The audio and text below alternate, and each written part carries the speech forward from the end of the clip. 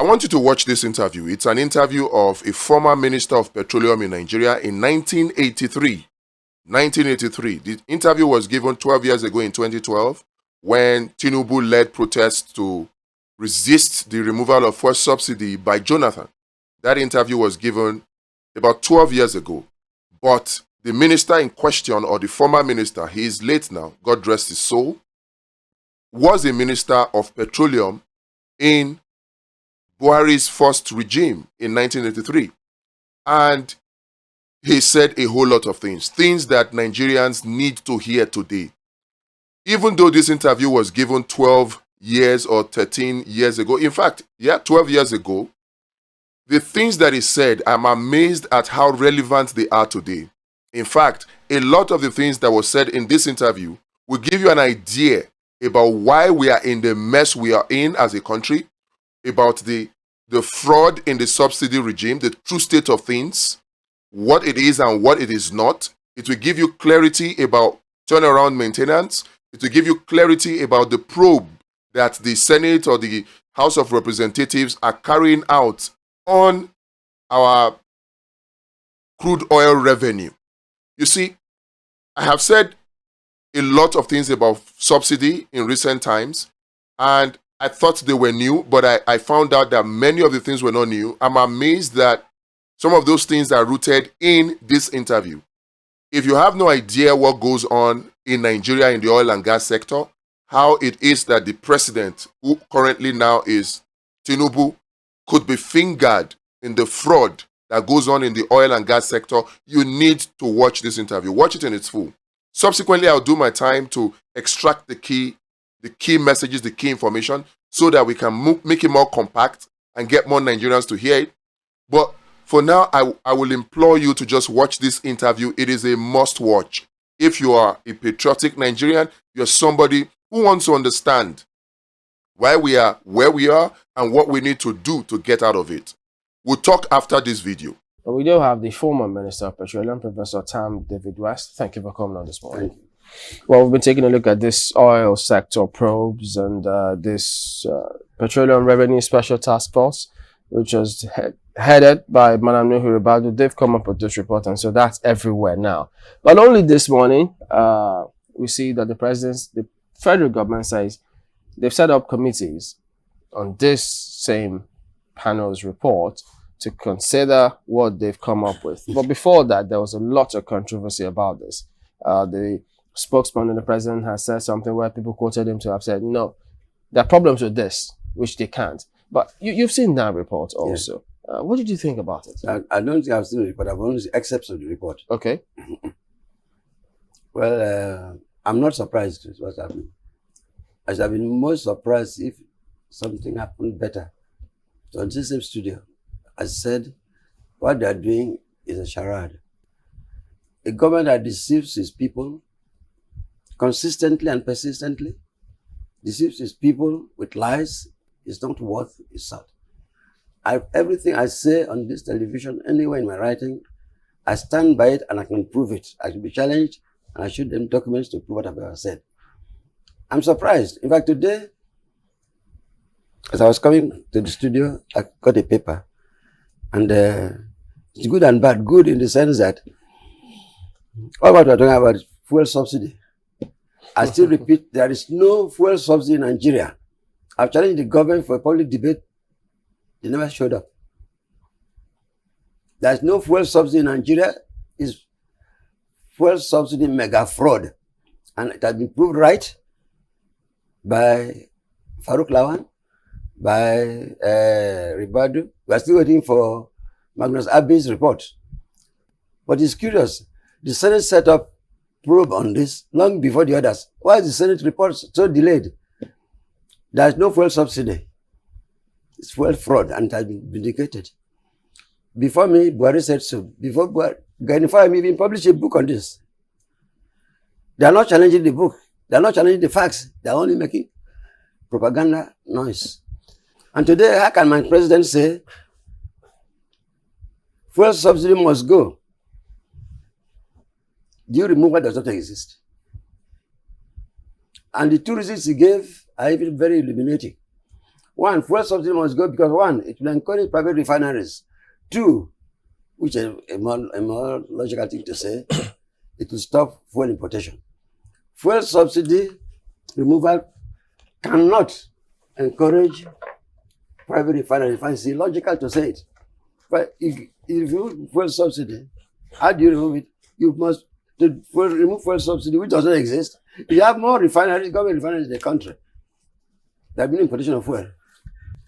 There is no fuel fraud, fuel subsidy fraud. So in fact, on the contrary, what the president has said is contradictory because when you build more government refineries, it will compete with private refineries. So it doesn't encourage private refineries to be built. Okay. Tell us about the management of petroleum revenue in the country between NNPC, DPR, and the front lines of this. And so even this Petroleum Revenue Special Task Force, which was set up, it was also expected to look into that. Well, they did, and they see a lot of challenges. What was going on when you were there? What is going on is organized fraud and deceit of the people. I stand by it. I will not remove one word of it. The fuel subsidy protest in January was very massive and very, very coordinated, well coordinated. Now the government was scared. Well, what we are seeing is panic measure. The government was scared. The second week of, if that protest had gone on for the second week, January government should have gone. Nigeria should not be different from Arab Spring. They got the trade union, blackmailed them, twisted their hands, and they reneged. But a good thing happened. Soon after that, government set up 4 committees as a direct consequence of the fuel subsidy protest. First, good governance and control of NNPC. Refineries, National Refineries Committee, special committee to review the petroleum industry bill. Then, of course, the most important, Petroleum Revenue Special Task Force, headed by the great Nuhu Ribadu. Great because he is known to be a quintessential fighter against corruption. And what the government has done is they use big names to give credibility to their programs that are ab initio, bogus, initial, even inherently not serious. They use the Ribadu because his name is great when it comes to fighting corruption. Ribadu has been fighting corruption since the time of Buhari. They use a collar. You mean Christopher Collady? Collady, yes. For a bogus program called SHOW, Subsidy, Reinvestment, and Empowerment Program. Yeah. Do you invest what doesn't exist? Where's the money? So now, what they've done now, they've used these big names to show, to pretend that they're serious. And after that, they now rubbish them. But unfortunately for them, neither Ribadu report, nor Farouk's report, or yet to come Magnus Abbey's report, which I know will corroborate all of them, can be rubbish. Because Nigeria is not a nation of nitwits. The earlier government knows this, the better. You see, when you try to outsmart your fellow man, you are doing it on 2 selfish or self-centered premises. First, you think that the other man is stupid. You are wiser. And secondly, that even if you discover you cannot do anything about it, all these are not right and cannot happen. Even the total this thing is unserious. Look at the way the report was presented to the president. I've been in public service. I'm not an expert, but I've been in public service long enough, both state and federal, to know the procedure. You are going to present the paper to the president on something very important. You, Minister of Petroleum, you never saw the paper in your office before you go to Aso Rock. The one of good governance and control of NNPC, the report was not there. And what did they do? The minister discovered in Aso Rock that the report was to present was not there. She should have been fired that moment. Now they now brought empty file to the President of Federal Republic of Nigeria and played to him as if it's the there's nothing in the file. How sure are you? It's in the paper. So reported right in the paper. They arrived there and the report was on there. So they now got empty file and presented to that. There's no report there. Why didn't the minister say before they got there? Then it come to that of Ribadu. That's another very terrible. See, God loves this country. If not, Nigeria has not done anything to succeed. We have no right to succeed. We have not done anything to make this country go forward. We say we are giant of Africa. Every time a giant was given to us by God. Big population, big size, natural wealth. But in terms of this, the management of production revenues, which the Ribadu report did look at, they did say that production data for fiscal purposes should be obtained at the flow stations where crude oil is stabilized and not at the terminals, as is currently the practice. Was this the practice long ago? No, what surprises me is that by the grace of God and goodwill of my God, I managed your oil for 2 years. What is happening? That's just strange to me. Turnaround maintenance. President Jonathan says turnaround maintenance for 3 refineries in 2013. It takes less than 1 year to build a new refinery. Why should it take longer time to service refinery? No, that's not what happens. They've broken every rule. Nigeria petroleum is the worst managed in your country, in the whole world, not only OPEC. That word, sorry, that phrase, turnaround maintenance, how was it operational during your time? Oh, no, what is turnaround maintenance? Big name. Turnaround maintenance, if I have to be mundane, it's like servicing your car. You use your car, you have to go to a mechanic to service it. So turnaround is a service the refinery, it has worked for some time, so service it. During my time, I don't have any headache. We have a schedule. All I see is schedule. The MD to me.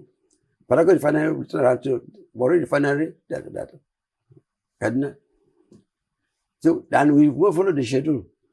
But now they make turnaround maintenance such a big issue. And what is even more fraudulent and more unacceptable. Sometimes all 3 refineries are doing a turnaround at the same time. And it's as stupid as a man who has, a family who has 3 cars. Run them down and send 3 cars to mechanic and go by Okada. It's as stupid as that. In my time, we have schedule for all of them, dovetailed, no problem at all. But now turnaround maintenance become a big mega contract. But in your time, yes, when you had a schedule, yes, did you think about building new refineries then? Because those then now will say... We did new refinery. We did. The 4th refinery contract was signed by me. Capacity 150,000 barrels a day. So it was already 100,000 barrels a day. We increased it by fiat to 50. You see, except we know where we are coming from. We cannot appreciate the mess we are in. And there's no possibility of this mess going off. You see, isn't that why we're having all of these probes to see that we can actually get ourselves? The probes are diversionary. They're not serious.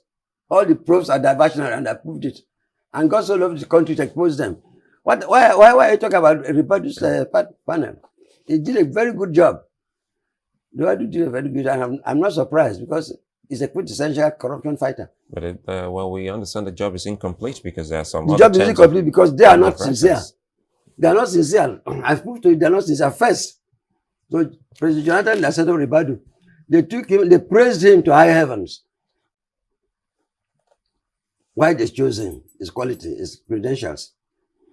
Then the same President Jonathan, when that sensitive report was going on, appointed this deputy chairman, member of an NPC board, another one OT, member of an NPC board, to sabotage it. You have been deputy governor, you've been president, vice president, albeit unconstitutional. They don't know conflict of interest, and Oroso himself, head of service of this great country, should know it. Why can't you say, Mr. President, no, this conflict of interest? If Mr. President does not know enough, you are a senior civil servant, so important, so that you became head of service. Well, we asked one of our guests here on the program just yesterday, and he said that was because NNPC wasn't under investigation. So that's rubbish. You can as well I don't know. That is rubbish. Even if that would not be disrespectful. If my father said that on this radio, I said, Papa, when you go to that, we are talking rubbish. NNPC is not under investigation. You know, on that, any good system, both the Minister of Finance and the Minister of Petroleum should have stepped aside while these things are going on. If NNPC is not, you are setting up committee for governance and control of NNPC, but NNPC is not being investigated. You have put a committee for petroleum revenue special task force. Yeah, the NNPC is not involved. Who makes the money? In fact, of all the communities I've set up, which is from the beginning, as vocal, they say controversial. I don't care. Controversial until I die. You know, now, Nigerians. The petrol is very important in Nigeria. Petrol makes up over 95% of all what Nigeria has abroad. And every year, petrol makes up about 85% of our budget. It's a very important part of the economy. And instead of a committee said the NNPC is investigated.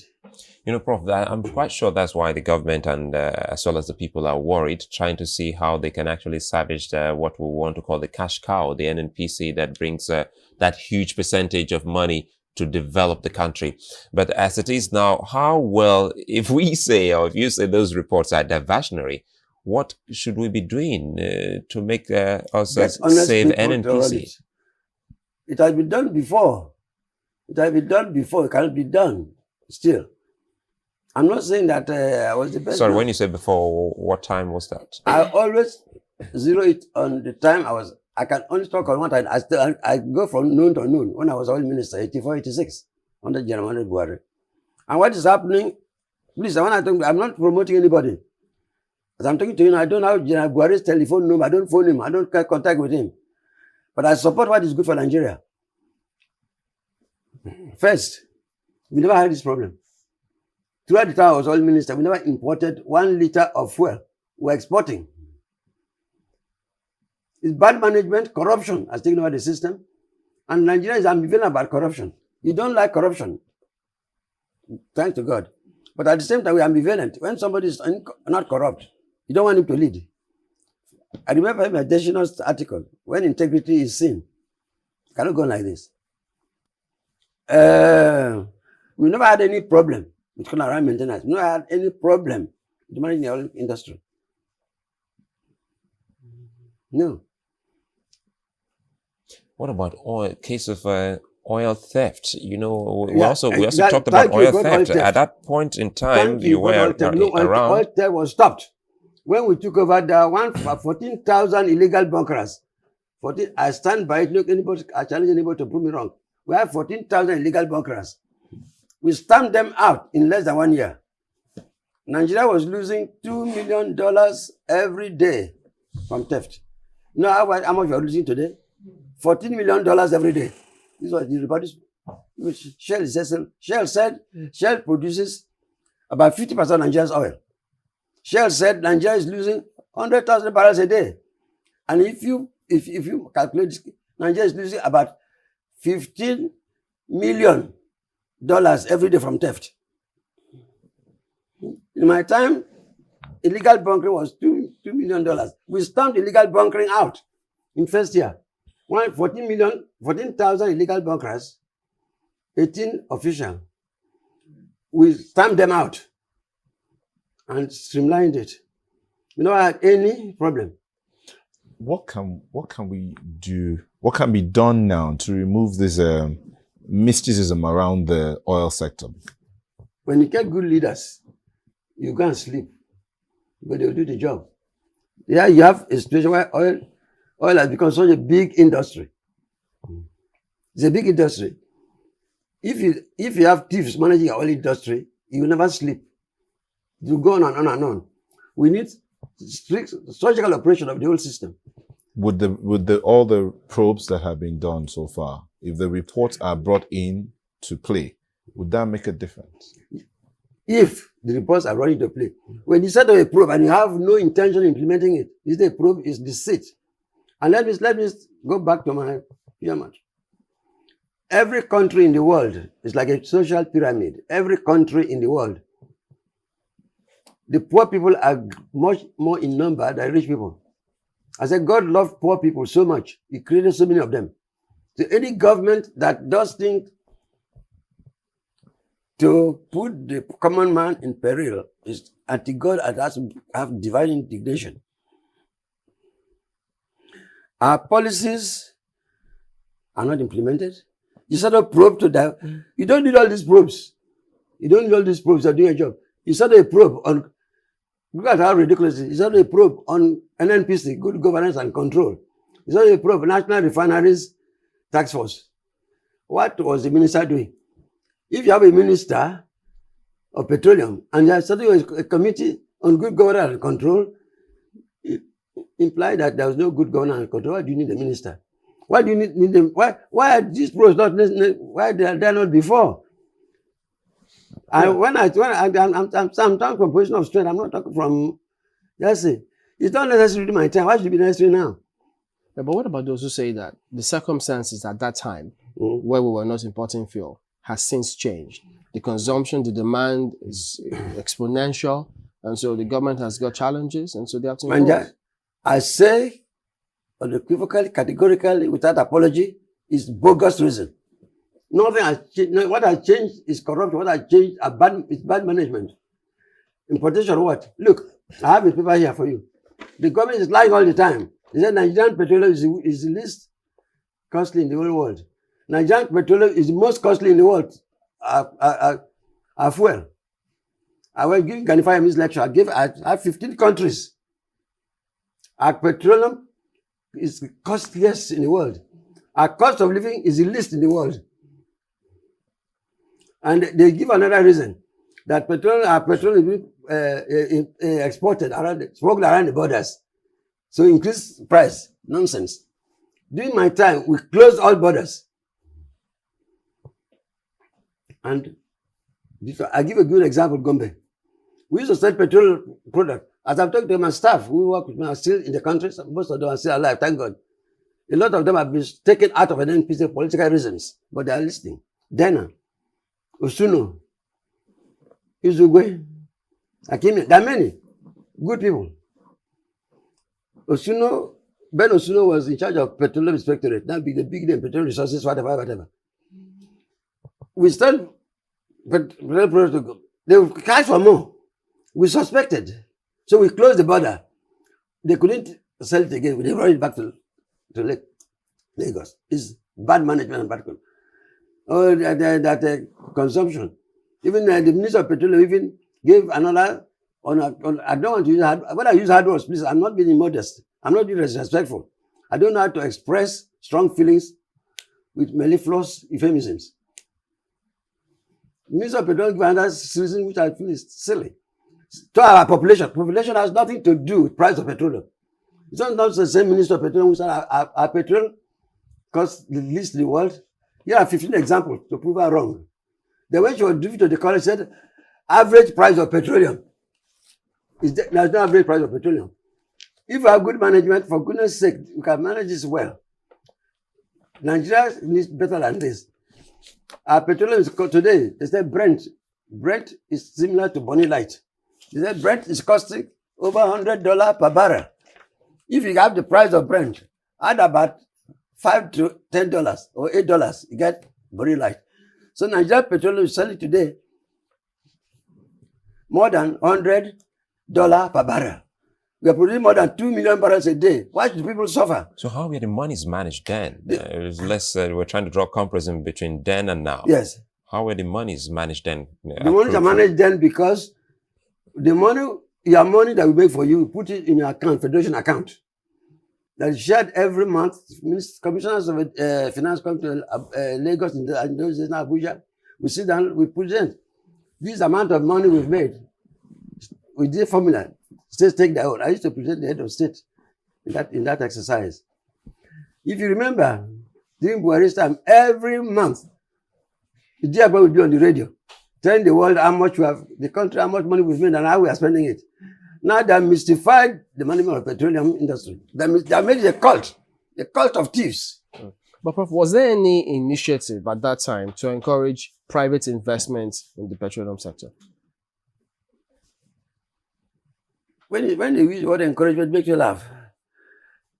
The question should be, is there any private refinery proposal that came and government said no? The door is open. To build refinery is a very expensive thing. Didn't approve about 14 or so refineries in the country? They built one. Nobody stops anybody from building private refineries. Nobody. But it's because, in fact, I told my friend Abioli in those days, I said, Moshe, you alone cannot build refinery. If you want to build refinery, you must get partners. Very expensive business. Nigerians don't go. But another reason is that it's so cheap to make illegal petroleum money. Get contract to lift petroleum. You make millions, one lift.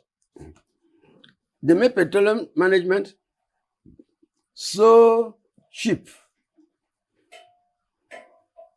It's outside the time of Babangida. And I give you an example. How many people know the conditions to qualify you to lift Nigerian crude oil? One, you must have, we don't sell petroleum. We don't sell crude to individuals. We sell crude to what we call end users. End users means that you must have your own refinery. You're not going to get our crude to Rotterdam, the spot market. You must have refinery. Your company must have refinery to lift Nigerian crude oil. These are not conditions made by Buhari. There are conditions that have been there with the prostituted. He operated when he was oil minister. I did it. To lift Nigerian crude oil, qualify to, you must have refinery on your own, of your own. If you don't have a refinery, you must use long-term contract with the refinery, at least 10 years. And when you take our oil, you are taking it to refinery. You must have a staff strength of about 20 or 30. You must not sell oil to South Africa in those days. And you must deposit with us 3 consecutive years audited report of your company. So we can investigate how good you are. All these rules were broken. Now you can buy crude oil as if you're going to market to buy palm oil or ground oil. Okay. Then we have no dedicated account. All our money goes to federation account for the country. Babangida brought what you call dedicated account. I asked him, dedicated to who? Dedicated to Babangida or dedicated to Nigeria? All right, Prof, we'll take a break, but we'll be back and continue on this matter because... Welcome back. We're continuing our focus on the oil sector probes, several of them. And Professor Tam David West is here with us. He's a former Minister of Petroleum Resources. And you were talking about why people were not building refineries. In today's dailies, the president is quoted to have said, yes, they are not building it because we're not letting market forces determine that sector to control what happens there. And it's because of the policy of subsidy. It's not true. Subsidy has nothing to do with not building private refineries. In fact, there's no subsidy. I use the word subsidy for because there's no subsidy. The president's argument is illogical. The president says today, subsidy must stop because you encourage private refineries. It's illogical. But subsidy removal, you can only remove if it existed. Federal government must build more refineries. If you build more refineries, you not import fuel. And price will come down.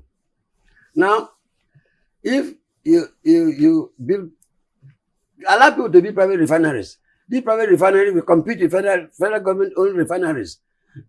So the president logic is illogical. And to solve this problem, we say, look, Ribadu panel.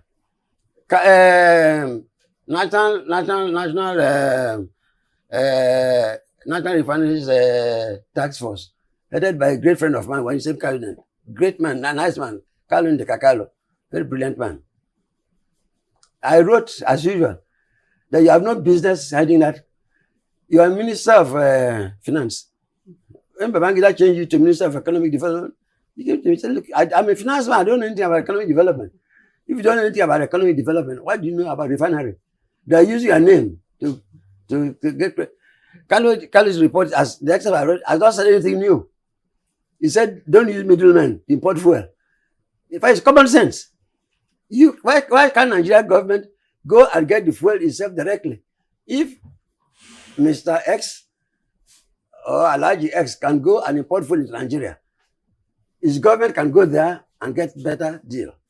We swap. We take our last thing we do with our Nigerian oil is one of the best in the world. Low sulfur. We now give crude oil to people And they bring cheap refining fuel into the country. They are killing this country. Talking about cheap, bringing in cheap fuel, because people have been asking questions. Why is it that we don't have grades when it comes to our petroleum products? In other parts of the world, They do grades. they do grades. Yes. So you know that which is premium, and you know the other one, know what to buy. And Yes. for each vehicle, there are grades of petroleum product Because that they have a use government that for that. cares.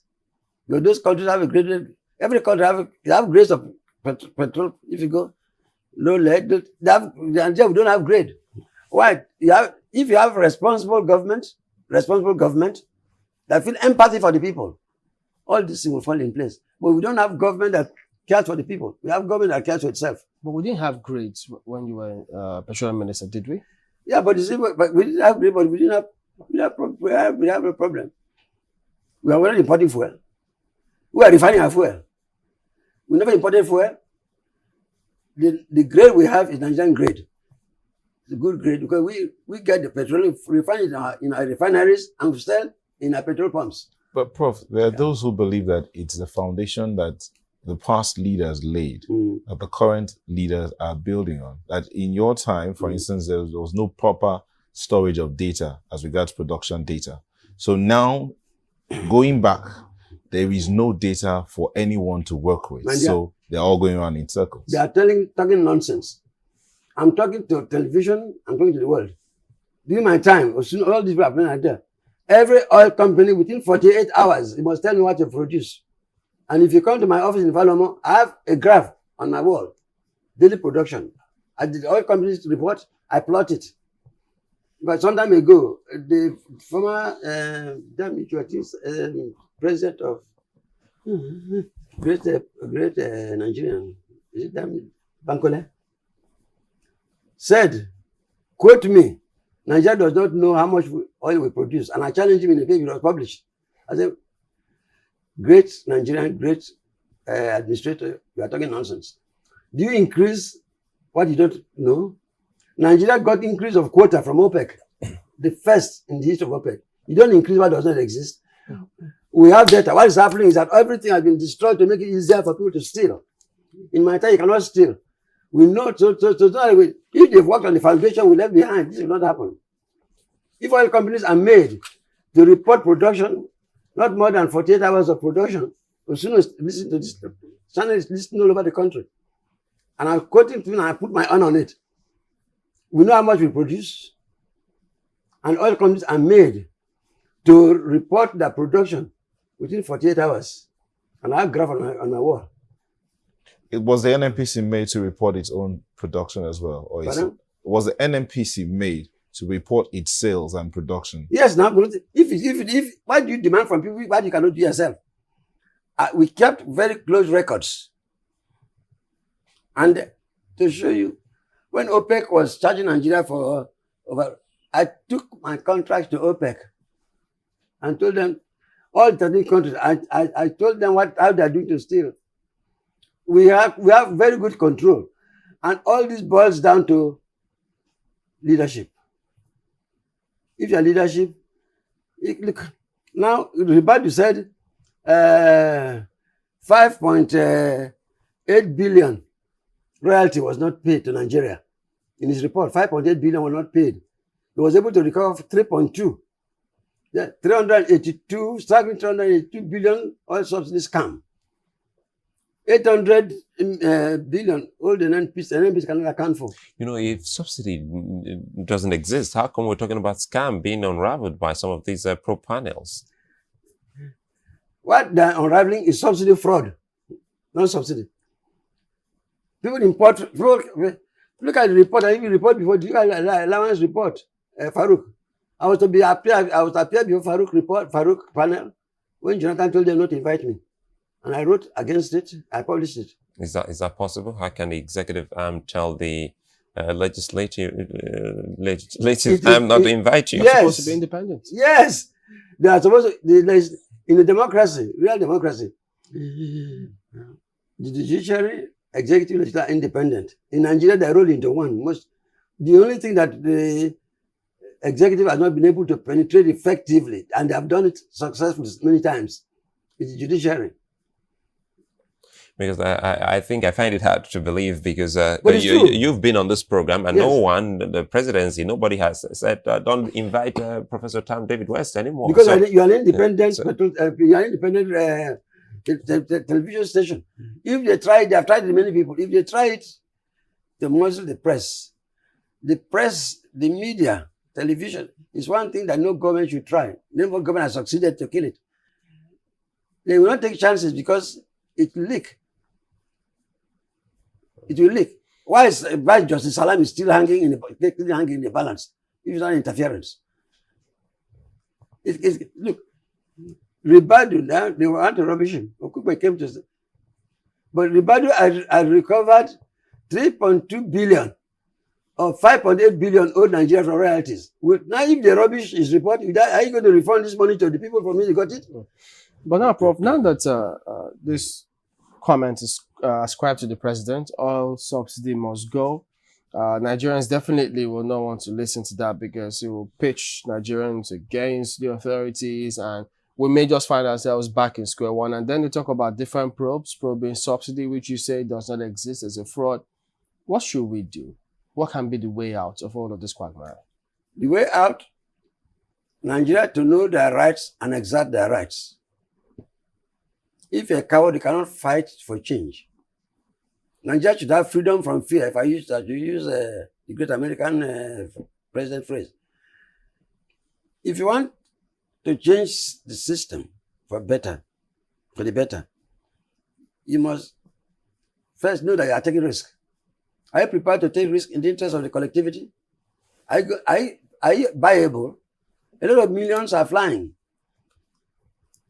And I'm sorry to say that even among intellectuals, some intellectuals have been compromised with money. And I know this. And they know I know some of them.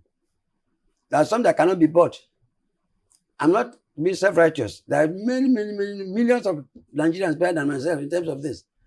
But no government can buy me. No money in the world can stop me. And no government can stop me from expressing my views, which I know is better than Nigeria. And if you are fighting me, you're not fighting me. I don't talk to press without praying to God to guide me. And I've been vindicated 100 times that my book is coming and control my educations. Yeah. All this, Nigeria is a very easy country to govern. Because Nigerians are good people. We don't have organized mafia here, but mafia is not starting in the oil industry. It can be stamped out if you have a good leader, for goodness sake. Is that actually correct when we talk about cabals? That's correct. It's cabals. And some of these cabals, I have photographs to show. Some of these cabals are so generous to congratulate the president with full-page advertisements. Congratulations, Mr. President, for being a good president. Congratulations for your birthday. There are cabals. Question. I asked this when we were doing Vision 2010. Please tell me, gentlemen and Mr. Chairman, why is it that all what we are talking about now didn't happen in 1984, 86? Why? Why? Because, look, I'm a fisherman. If our mothers go to the market to buy fish, fresh fish, they open the gills. If the gills are great, they don't buy it. When the head is rotten, the body is rotten. If the gills are red, they buy it because the fish is good. When the head is rotten, the body must be rotten. If you are a good leader, Nigeria will fall in place. It's a very simple, easy country to govern. But if you look at it quite frankly, you know, there's always been this talk about governments before now, especially military government, which you also served in. Yes. Don't you think that they were the architects of all what we're going through now? No. Don't blame the military for anything. Don't blame the military. It's an alibi. The military has stayed long enough. That's why we have the military has stayed long enough. 1914, de Gaulle made a mistake. From 1914 to now, how many years? How many century? You are still talking about de Gaulle. We have been independent 52 years. You are still talking about colonial masters. We are always fighting with the past. We are not fighting the past. The moment Nigerians have to fight the past, we can go forward. Alibas. Ribadu is a great man living, Farouk. And there's nothing that they would say about Ribadu or Farouk that will change my mind about them in terms of integrity. Nothing. Okay. So if you get your point right, accountability Yes. is at the root. Accountability, transparency. That's the root of it. And the root of it is that when people love themselves more than Nigeria, when I was in Burma prison, locked up for life sentence because I received wristwatch, according to them, I didn't receive any wristwatch. It's a lie. I won the appeal anyway. Idea came to me, what I call accountability quotient.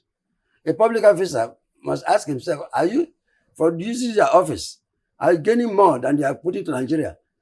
What you do to Nigeria divided by what you do for yourself, accountability quotient. There's no accountability, there's no transparency. Stealing the public purse is now a common pastime until the great Sheikh Musa always quote him, said in Nigeria, it's not only that officials are corrupt, but that corruption is official. Sheikh Musa said, he published, I have the copy. Say in Nigeria, it's not only that officials are corrupt, but corruption is official. Nigerian official corruption has gone in a crescendo. This is the worst time ever. You know, let's talk about oil blocks. How has it been managed? Listen, that's another fraud. Look, oil blocks, that's the life of the oil industry. Now, oil blocks are awarded anyhow. I have a paper in my house in Ibadan. Don't you have one? Because I think the story is every minister or anyone who's been in government always has one. So I challenge any person, I challenge the federal government of Nigeria to use all the intelligence they have in the world. By the time the West has even been interested in oil block. If you want oil companies, advertise, I don't have one share in any oil company. I refuse to. So this is my right. I know that being a social critic, if even they gave me 1,000 shares, they say it's because it's oil minister. I have no share in any oil company. I have no oil block. I'm not interested. I've not even considered it. But I have a document in my house in Ibadan where Julamino said he gave oil block to a particular Nigerian without reference to the president. I said either the president is careless or you are lying. How can you give the wealth of Nigeria to somebody without knowledge of president? I cannot even award oil contract without approval of my president. So everything has been bastardized. And until we come around to sanity, like what is happening is insanity. Until we come to sanity, this economy will not go on. And I've said any government that manages the Nigerian oil industry poorly is not fit to be there. So as things are now, you're saying that we can completely stamp out corruption? We can. We can completely stamp out corruption for two reasons. First, we are working from good soil. Nigerians generally hate corruption. That's why they expose a lot of corrupt people to me as an individual. And if Nigerians know that you can fight for them, they'll give you a lot of information free of charge. That was the strength of my friend, Professor Obi. Okay. What's the title of the book that is going to come out now? Now, this macroeconomic approach to external debt by Professor S.E.B. Ajayi, Professor of Economics in Ibadan. It was a 78-page book or monograph. It presented to the African Economic Consortium 1991. That all the progress of external debt was listed. Sorry for 18 billion. And he said there, pointed the everybody matter in the West, said the economy was best managed during the time of Nigerian Buhari. Go and take it and read. Go to the library. It's there. All right. Okay then. We'll have to thank you very much indeed for coming on this morning. Professor Tam David West is a former Minister of Petroleum Resources, and we've been talking about the oil sector. If there's anybody who should know about fuel subsidy in Nigeria, definitely is the Minister for Petroleum. And you heard what he said. So many things that are just mind-boggling. In 1983, we never imported a single liter of fuel in Nigeria. 1983. In fact, according to what Professor Tam David West said in this interview, you heard it. You heard it yourself. We were exporting refined petrol products, and then he talked about turnaround maintenance. Turnaround maintenance is like having your car serviced. So, why will it take longer to service your car than to make your car? Valid point, right? And then he talks about doing turnaround maintenance for all the 3 refineries at the same time. Who has 3 cars and runs the 3-car ground and sends them for servicing at the same time. And then he exposed the fact that all of the things about the subsidy probe that has been carried out successively by different national assemblies, Senate or House of Reps, they're all a charade, distraction. In fact, the one that bothered me most is the one about Ribadu. The same Ribadu who was a crime fighter extraordinaire is now NSA, and we still have the rot in the NNPC. He was chairman of that task force, Petroleum Revenue Task Force, way back in 2012. And now, in 2024, he's National Security Advisor. He has all the information about the ships that come in to steal our crude oil and do all of that. And we still have this rot. Fellow Nigerians, it doesn't matter whether we change constitution, whether we do this or we do that. It is the people that are in charge of Nigeria that are doing this to us. And we need to change them. It is time for us to take active steps. The best option we have right now is to form a new political party, the Abundance Party of Nigeria, that will take care of all of this rubbish. The link is in the description. Please click it. Let us do this. Enough of all this nonsense.